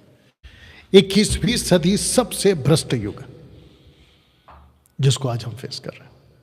चोर, गुंडे, शराबी, व्यभिचारी, लालची आज मसीह के दम में घुस गए, ये घुस चुके। सबसे करप्टेड 21वीं सदी का युग चल रहा है आज। पढ़िए उसको। और इसके साथ ही साथ हमारे लिए भी प्रार्थना करते रहो कि परमेश्वर हमारे लिए वचन सुनाने का ऐसा द्वार खोल दे कि हम मसीह के उस भेद का वर्णन कर सके जिसके कारण मैं कैद में हूँ, और उसे ऐसा प्रकट करूँ जैसा मुझे करना उचित है। जैसा करना है वैसा मैं करूंगा ना, वही तो मैं कर रहा हूं। यदि कोई बोले तो ऐसा बोले मानो परमेश्वर का वचन है। यदि कोई सेवा करे तो उस शक्ति से करे जो परमेश्वर देता है, जिससे सब बातों में यीशु मसीह के द्वारा परमेश्वर की महिमा प्रकट हो। महिमा और साम्राज्य युगान युग उसी की है, आमीन। इसीलिए मीठा नहीं बोलता, सीधा बोलता। ये सारे रेफरेंस आपको मैंने इसलिए दिए। मैं सीधा बात करता। डैनियल राज का तरीका जानता है। जब एवेंजलिस्ट करता है तो मुझे पता है कैसे बात करना है। मैं जब चर्च में प्रीच करता हूं तो मुझे पता है कैसे बात करना है। मैं जब डिबेट की बात करता हूं तो मुझे पता है कैसे बात करना है। मैं इन दोनों का अंतर जानता हूं। भेड़ से कैसे बात करना है, भेड़िए से कैसे बात करना है। वचन पर चलने वाले ही डैनियल राज के भाई बहन हैं। नीचे पढ़िए प्लीज। उसने उसके उत्तर में उनसे कहा कि मेरे माता और मेरे भाई यही हैं जो परमेश्वर का वचन सुनते और मानते हैं। आगे दूसरा, क्योंकि जो कोई परमेश्वर की इच्छा पर चलता है वही मेरा भाई और बहन और माता है। अब आप बताइए, लोग कहते हैं एक्सक्यूज मी, ये शेखर डेविड इतना मीठा बोलता है, ये मैं सीधा बोलता हूँ। कहता है डैनियल राज आप हमारे मसीह में भाई है। मैं नहीं है रे भाई तेरा भाई। मेरे को अपना भाई बनाना भी नहीं। एक वीडियो और देखा था मैंने, कोई तो आदमी था सफेद शर्ट पहन के, कहता है कि शेखर डेविड बुजुर्ग आदमी है। डैनियल राज का उसके साथ बात करने का तरीका अच्छा नहीं है। वापस कहता हो पूरा कान खोल के सुन सफेद शर्ट वाले, तो जो भी होगा मैं भेड़ियों से ऐसे ही बात करूंगा। मेरे को खुद बाइबल कहती है। वापस पढ़ बेटा। उसने उसके उत्तर में उनसे कहा कि मेरी माता और मेरे भाई यही हैं जो परमेश्वर का वचन सुनते हैं और मानते हैं। तो अब बताओ इसके हिसाब से मेरे भाई बहन कौन है? जो यीशु का वचन सुनते हैं, यीशु की शिक्षा पे चलते, वही मेरे भाई बहन है। 2014 में मैंने पेंटिकॉस्टल ग्रुप छोड़ दिया इसी वजह से। सोच के देखिए आप, मेरा एक भाई है, उसका नाम है एंथनी राज। मेरा एक भतीजा है, उसका नाम है जोसेफ राज। आप लोग जानते भी होंगे। रिश्ता काट चुका हूं मैं यही वजह से, या रिश्ता काट चुका हूं यही वजह से। कितना सटीक बोला है जीसस ने, मेरे भाई, मेरे बहन, मेरी माता वही है जो वचन पे चलते हैं। ये वाला पढ़ो। क्योंकि जो कोई परमेश्वर की इच्छा पर चले वही मेरा भाई और बहन और माता है। फिनिश। इसलिए मैं सबको भाई नहीं बनाता, और मेरे को किसी ने भी ये गलत फहमी में नहीं रहना है कि डैनियल राज मसीह में हम सब आपस में भाई बने। तो फिर इसको ठीक करो, फिर ये निकाल दो बाइबल में से। निकाल सकते हो? नहीं निकाल सकते। आत्मा से जन्मे वाले ही डैनियल राज के भाई बहन। पढ़िए। इसलिए कि जितने लोग परमेश्वर की आत्मा के चलाए चलते हैं वे ही परमेश्वर के पुत्र हैं। ये कितना साफ कॉन्सेप्ट है। अगर आप आत्मिक हो तो आप मेरे भाई हो, मेरी बहन हो, मेरे लोग हो। अगर आप आत्मिक नहीं हो, टाटा बाय बाय। पढ़िए उसको। पर हाँ, सरदीस में तेरे यहाँ कुछ ऐसे लोग हैं जिन्होंने अपने अपने वस्त्र अशुद्ध नहीं किए। वे श्वेत वस्त्र पहने हुए मेरे साथ घूमेंगे क्योंकि वे इस योग्य है। वो मेरे साथ घूमेंगे। और कॉन्टेक्स्ट में आपको बताता हूँ, सुचेत करके तूने किस रीति से शिक्षा प्राप्त की और सुनी। बस तो जिसकी शिक्षा सही है वही परमेश्वर के साथ घूमेंगे। जिसकी शिक्षा गलत है वो परमेश्वर के साथ में अनंत काल में नहीं घूमेंगे। तो परंतु वह जवान यह बात सुन उदास होकर चला गया क्योंकि वह बहुत धनी था। धनी की शिक्षा आजकल खूब चल रही है। अमीर कैसे बनोगे, कैसे चलोगे, नहीं कर सकते हम उनके साथ संगति। वो नहीं घूमेंगे परमेश्वर के साथ स्वर्ग में। आशा करता आप समझ रहे हैं। मैं समाप्ति पे आ गया हूं। जानते हो एलीशा, उसका एक नौकर था गहेजी। उसको कहा था कि जब तू जाए हाथ में लकड़ी लेके मुर्दे मुर्दा लड़का था उसको जिंदा करे तो रास्ते में किसी को नमस्कार नहीं करना। इंग्लिश में लिखा सल्यूट हिम नॉट। जीसस ने भी यही कहा, रास्ते में किसी को नमस्कार नहीं करना, सल्यूट नो मैन। हमको भी यही कहा है, राह चलते किसी को सल्यूट मत करते बैठो, राह चलते किसी को नमस्कार करते मत बैठो। डैनियल राज वुल्फ और दोनों के साथ दोस्ती नहीं कर सकता। डैनियल राज और वुल्फ दोनों दोस्त नहीं हो सकते, ये बोलना चाहिए, नहीं हो सकते। या बाइबल को ना समझने वाले ही आजकल के भेड़िए प्रचारकों को फॉलो करते हैं, बड़ी तादाद में। पढ़िए इसको। पर तू सब बातों में सावधान रह, दुख उठा, सुसमाचार प्रचार कर, काम कर और अपनी सेवा को पूरा कर। दिखाई थोड़ा पूरा अच्छे से पढ़ो। पर तू सब बातों में सावधान रह, दुख उठा, सुसमाचार प्रचार कर, काम कर। सुसमाचार प्रचार का काम कर और अपनी सेवा सुसमाचार को पूरा प्रचार कर। का काम कर और अपनी सेवा को पूरा कर। यही करना है हमको।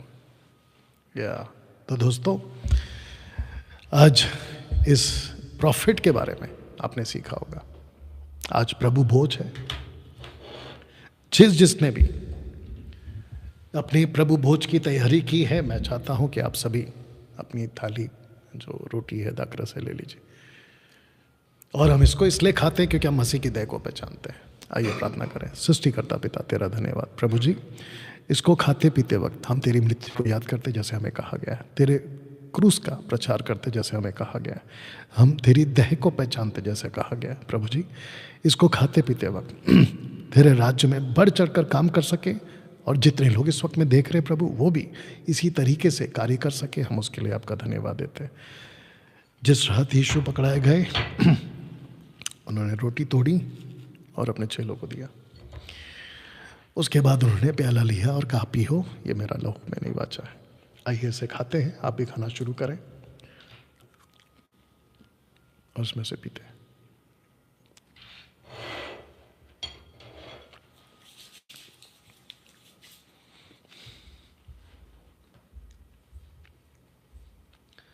मैं इस ही स्लाइड के साथ आज की जो मीटिंग है उसको समाप्त करने वाला हूँ। आशा करता हूँ कि सबने ले लिया है और आप लोग खा चुके हैं और पी चुके हैं। आइए प्रार्थना करें। परमेश्वर पिता, तेरा धन्यवाद प्रभु जी। मैं जानता हूँ इस एक अद्भुत कहानी से लाखों करोड़ों लोग जब भी वीडियो देखेंगे प्रभु, उनके जीवन में एक बड़ा परिवर्तन आएगा। मैं जानता हूँ प्रभु जी, आप ऐसा काम कर रहे हैं, उसके लिए मैं आपका धन्यवाद देता हूँ प्रभु। तेरे नाम को महिमा मिले, तेरे नाम की बड़ाई हो प्रभु।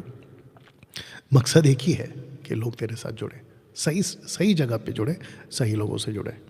आप ऐसा कर रहे हो, उसके लिए धन्यवाद। ये प्रार्थना प्रभु यीशु के नाम से, आमीन।